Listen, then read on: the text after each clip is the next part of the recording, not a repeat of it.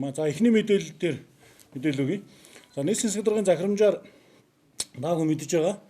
За шинэ коронавирусаас урьдчилан сэргийлэх зорилгоор бол гудамж салбаад нус царай хаяхгүй байх.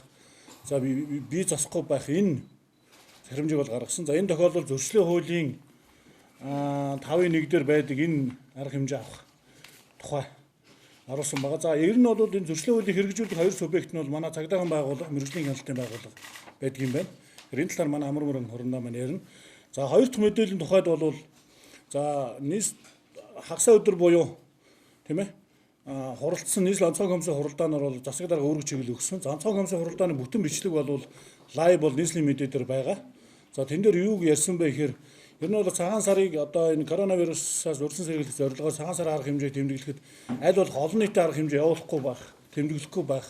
Энэ хүрээнд төрийн албан агчид нөгөө хариуцлагатай жижүүр гэдэг шиг гарахаас гадна зарим тохиолдолд бол тодорхой одоо чиглэлд бол одоо юу жижүүрлэж ажиллах ийм чиглэлийг өгсөн нь бол бас зарим талаар буруу ойлгогдсон. Өөрөөр хэлбэл ахмадуудыг одоо дайчлан сар шинээр ажиллуулах гэж байгаа юм шиг ийм ойлголт төрүүлсэн байгаа. Тэр энэ бол одоо тушаа мэдээлэл байна гэдгийг бас хэлье. За нөгөө мэдээлэл нь бол одоо манай хурандаа маань ярина. Өөрөөр хэлбэл цагдаагийн байгууллагаас дороо нисгэж одоо олон нийт арга хэмжээ зарим одоо сайтн дээр бүр ингэж гарсан байгаа. Та бүхэнд бас үзүүлье.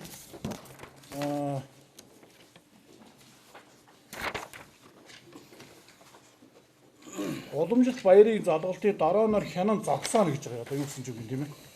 Зогсооно. Одоо тэгээд бүр дороо баярыг зогсоодогч болцсон юм уу гэмээр ийм дашаа мэдээлэл байгаа. Энэ талаар манай амруу хурандаа мэдээлэл өгнө. Гэр хороололд одоо хулгайн гэмтэргээс урьдчилан сэргийлэх чиглэлээр өндөрлөг цэгүүдээс одоо нисэх байдлаар дорооныг бол ашигладаг байгаа. За энэ цахим орчин тавигдсан энэ мэдээлэл бол ямар нэгэн одоо үндэслэгүй юм хадлаа мэдээлэл гэдгийг та бүхэнд бас хэлмээр байна.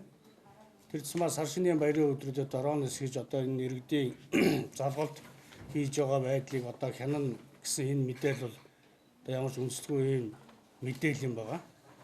За цагдаагийн байгууллагууд бол бас хэд хэдэн одоо цагдаагийн хэсгүүдээр дорооныг бол ашиглаж байгаа. Гэхдээ энийг бол яг одоо хулгайн гэмтэр гарч болзошгүй тэр айл өрх гэдэг юм уу тэр имзэг цэг газрууд дээр одоо нисгэх байдлаар дорооныг бол ашиглаж байгаа.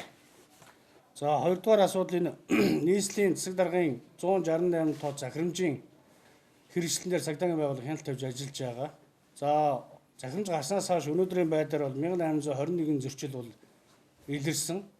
За зөрчлийн тухай хуулийн 5.1-ийн 1-р зүйлдер олон нийтийн газар гудамж талбайд за бие зассан, за мөн одоо нус цэр шүлсээ хайсан, за мөн одоо хог хаягдаа ил задгаа хайсан болоод одоо 10,000 нэгжтэй тэмцэх хэмжээний төлбөр тогно гэж заасан. Тийм учраас цагдаагийн байгууллага энэ одоо зөрчлийн тухай хуулийн 5.1-р зүйл заасан зөрчил дээр хяналт тавьж ажиллаж байгаа. За энэ 1821 зөрчлийг дотор нь бас зөрчлийн хуулийн шинжээр нь бол бас авч ütсэн байгаа. Тухайлбал зөрчлийн хуулийн 5.1-р зүйлдер гудамж талбайд бие зассан болон нус царай хайсан, хог хаягдлаа ил задгаа хайсан гэсэн 3 шинж байгаа. Энэ 3 шинж дээр ямар зөрчилтөөр дүрхүү бас зөрчил гаргаад байна вэ гэхээр иргэд бол нийт зөрчлийн 85 орчим хувь нь бол хог хаягдлаа ил задгаа хийж байгаа. Ялангуяа тамхины ишээ гудамжид хайж байгаа. За ийм зөрчлүүдүүд илэрч байгаа. За мөн дээр нь бие зассан тохиолдол 169 байна. За нус царай гудамж талбайд хайсан 85 ийм тохиолдол бүртгэгдсэн. За энэ зөрчлийг бол цагдаагийн байгууллага хяналтын камераар дүүргүүдийн цагдаагийн хэлтсүүдээс хяналт тавиад ингээ ажиллаж байгаа. Гудамжинд одоо автобусны буудлын дээр гэдэг юм олон нийтийн газар нус царай хаяад шүлсээ хаяад энэ зөрчлийг гаргаж байгаа иргэдийг бол тухайн байгууллагын аж ахуйн нэгжийн хяналтын камераар хяналт тавьж одоо зөрчлийг илрүүлж байгаа. За дээр нь түрүү хэлсэн тэр гудамж талбайн хяналтын камерууд цагдаагийн байгууллагын хяналтанд байдаг. Энэ камераар бол хяналт тавьж энэ зөрчлийг илрүүлж хариуцлага тооцож байгаа. За дээр нь сар шинийн баяр болж байгаатай холбоотой энэ хулгайлах гэмтэргийн гаралт бол өнгөрсөн онд 403 хэрэг сар шинийн өмнө бас хулгайлах гэмтэр бүртгэгдэж байсан.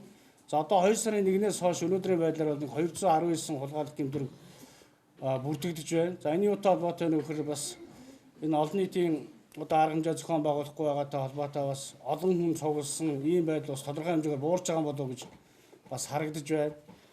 За хулгайлалт гэмтэргийн хувьд бол ер нь ихэвчлэн одоо автомашины эд анги хулгайлах, автомашин хулгайлах тохиолдлууд бол нэлээдгүй бүрдэгдэж байгаа. За нийтдээ өнгөрсөн сард 13 одоо автомашин гэрийнх нь гадаа, байрных нь гадаа байсан автомашин хулгайд алдагдчихсэн бол сая 2 сарын 1-ээс хойш өнөөдрийг хүртэл 14 одоо автомашиныг байрных нь гадаа хоноолсон болон за асаалтаа орхисноос болоод ингээд машиныг одоо өөрийнхөө машиныг унж байгаа юм шиг дураараа хулгайлаад ингээд аваа явчихдаг ийм тохиолдол бүрдэж байна. За нэг бас онцлог нэг хулгаан гэмтэрэг байгаа. Тухайлбал энэ хашаан дотор байсан автомашиныг жишээлбэл хашааны гадаа тавьсан байвал хүн бол одоо юу гэдгийг хүн унаад явчихна гэж харна шүү дээ. Гэтэл одоо хашаан дотроо машинаа халаагаад гэр ороод хашаан дотроо машинаа асаагаад тавьсан багт хашаан дотроос нь хулгайлаад унаад гараад ирсэн баг жишээд. Ийм хулгай бол бас бүрдэгдсэн байна. Тийм учраас манай иргэд одоо энэ халаасны хулгайд эзүүлээ алдахгүй автомашинаа хулгайд алдахаас өрсөн сэргийлэх чиглэлээр одоо дор өрнөө анхаарч хяналтын камертай газар энэ эзүүлээ бас байршуулж орхихыг бол иргэддээ бас анхааруулж хэлмээр байгаамаа. Үйлчлэгээний байгууллагууд ариун цэврийн өрөөг бол нийт ард иргэд бол чөлөөтэй хэрэглүүлэх, ашиглуулахаар бол холбогдох мэдээллүүдийг бол нийт худалдааны төв болон үйлчлэгээний газруудад бол холбогдох мэдээллийг хүргүүлээд ажиллаж байна. За иргэдээс тухайн чиглэлээр ашиглуулаагүй, хэрэглүүлээгүй мэдээлэл нийслэлийн мэргэжлийн газрын дуудлагад гомдол мэдээлэлээр ирэх юм бол бид нар бас холбогдох үйлчлэгээний төв болон нийтийн зах худалдааны төвүүд зөрчлийн тухай хуулийн дагуу холбогдох арга хэмжээг авч ажиллаж байна. За мөн сүүлийн 2 өдөр бас сүм хийдийн үйл ажиллагаатай холбоотой мэдээлэл гарсан. За сүм хийдүүд бол нийслэлийн мэргэжлийн хяналтын газрын даргын албан мэдээллийг бол хөргүүлсэн байж байгаа. Сүм хийдүүд бол улсын онцгой комисс болон нийслэлийн онцгой комиссоос гарсан шийдвэрийн дагуу олон нийтийг хамарсан хурал цуглааныг бол альва хэлбэрээр бол зохион байгуулахгүй талаар бол мэдээллийг өгсөн. За үүний дагуу бол холбогдох эхнээсээ сүм хийдүүд бол за бид нар бол энэ чиглэлээр бол ажиллагаа явуулахгүй байгаа гэдэг бол тайлбар мэдүүлгүүдээ бол өгж эхэлж байгаа. Өчтөр хүртэл мэргэжлийн онцгой байдлын ерөнхий газрын дараа Бадарал генерал уртлагаас зурагт хараад явгаар энэ сүм хийдүүдтэй холбоотой асуудлаар бас холбогдох тайлбар мэдээлэл өгснэг та бүхэн бас мэдж байгаа. За мөн цагаан сарын баяр болох ч байгаатай холбоотойгоор ард иргэдэг бол энэ баярыг бол тэмдэглэхгүй байх чиглэлээр бол үндэсний аюулгүй байдлын зөвлөлийн бас холбогдох шийдвэрүүд гарсан. Өчтөр бас Монгол улсын ерөнхийлөгчл холбогдох уриалгыг бол нийт ард иргэдэд хандаж гаргасан байж байгаа. За энэ чиглэлийн дагуу бол мэргэжлийн хяналтын байгууллагаас цагаан сарын үзэсгэлэн худалдаа буюу суртас сурчлагын чиглэлээр үйл ажиллагаа явуулж ирсэн 70 гаруй бол томоохон худалдааны төв үйлчлэгээний газрууд дахь реклам сурчлагаа болон бууз баян шивийн боомны үзэсгэлэн худалдааг бол одоогийн байдлаар бол бүгдийг нь бол татан зогсоогоод ингээ ажиллаж байна. За цаашдаа энэ шалгалтыг бол бид нар энэ 7 оны дуустал цагаан сарын дуустал үргэлжлүүлэн хийж явах болно гэдгийг бас та бүхэндээ хэлье.